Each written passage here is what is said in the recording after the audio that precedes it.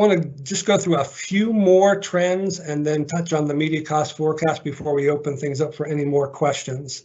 So in terms of some more trends, there are a lot of things out there, and no doubt you might have been reading them too. It seems like a top 10, top 5, top 3 marketing, advertising, whatever kind of thing is out there all around.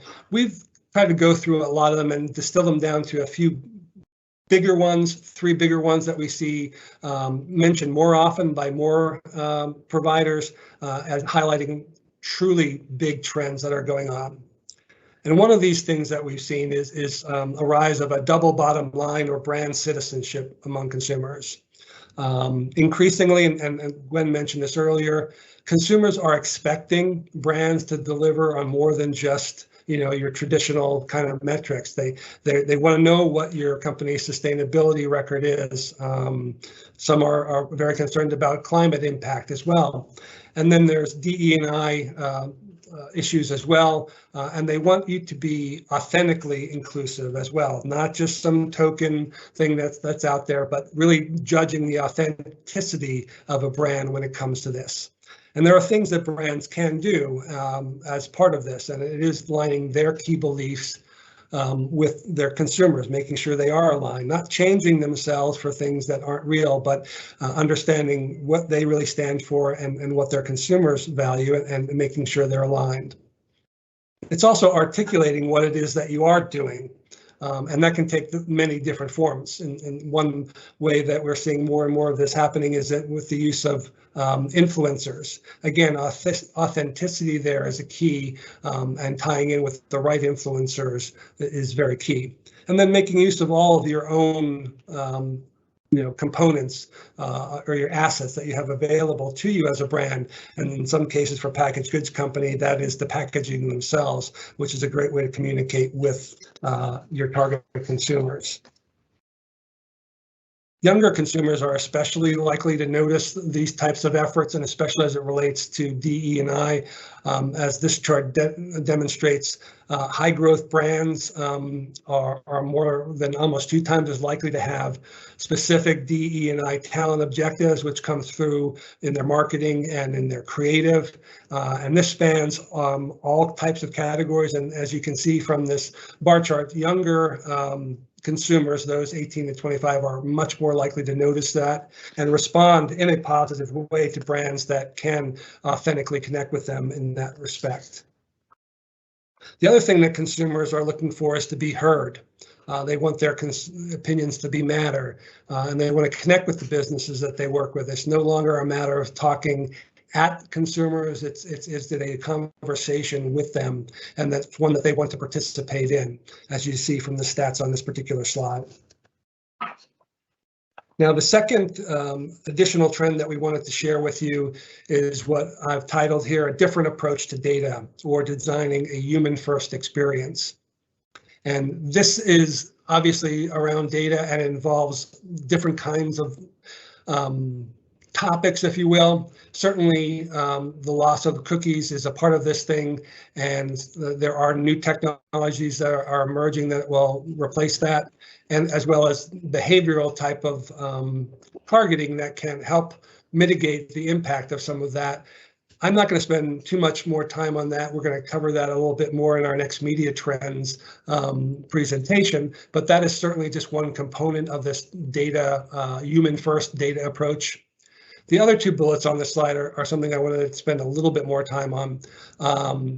Really, what it is about in this human-first experience is about consumers recognizing the value of their data as individuals that companies are gathering on them. They're being more aware of it, and they're wanting to almost have a value exchange with companies that they're working at. Some people want to keep the data completely to themselves, but other consumers are very willing to share if they see value in that sharing of data. What are they getting back with it? So value exchanges, gathering first-party data, which many companies want to have, doing it with their customers' permission, with their interaction, providing value in exchange for that data is something that we're going to see more and more of throughout 2022. A final component of this whole thing is on the anonymity side of things, and consumers are being a whole lot less able to remain anonymous, as companies need you to be validated to come in and get that exchange going on. So the third trend that I wanted to touch on was the collision of brand and e-commerce. And like the prior trend that I just mentioned, this has multifacets to it as well. The first one mentioned here in the bullet point is retail media networks and how they present new opportunities for brands to optimize their performance and their e-commerce sales. But if you think about it, that's also an opportunity for the retail brands themselves and why they're getting into it, and whether those are brands that are people like CVS and Walgreens from a commerce kind of standpoint there, or even all types of grocery retailers, whether it be a Kroger or a Giant or Albertsons or any of those types of retailers who recognize the value of their connection and wanting to optimize it from an e-commerce standpoint. The second kind of component of this is really the more of that collision of brand and e-commerce performance versus brand in terms of a marketing kind of standpoint. And one of the things we're seeing here is that a realignment is taking place, even in a structural standpoint, among many companies, trying to get commerce and brands to move closer together, understanding the relationship between the two things. And that is key because you do need to understand how consumers who are exposed to brand advertising behave. No one is simply responding without also knowing, being aware, considering, etc. And what we're seeing is that those companies that have had a more siloed approach aren't being as effective as those who are recognizing that the interaction between brand and performance working together in a seamless kind of fashion, connecting the upper funnel to the lower funnel is where really successful marketers are moving to in 2022 and beyond. So to finish up here, just a little bit on media cost and where we're seeing things headed there in the data that we have. Gwen. Thanks, Bernie. So this first chart is looking at US media ad spend predictions from some of the top holding companies. Some of these names hopefully look familiar, but as you can see, the numbers for 2021, everyone is predicting tremendous growth. This is spanning from 15% to 24%, but everyone agrees that it has to be in the double digits, and the consensus puts us at just under 20%. Then when we look ahead to 2022, forecasts are still predicting growth, but not at the same rate we experienced in 2021. And this ranges from 8% to 13%, with Magna leaning on the bullish side, but consensus puts us at just over 11%. So while we're still expected to see growth in 2022 ad spend, it's not going to be at the same rate that we saw in 2021.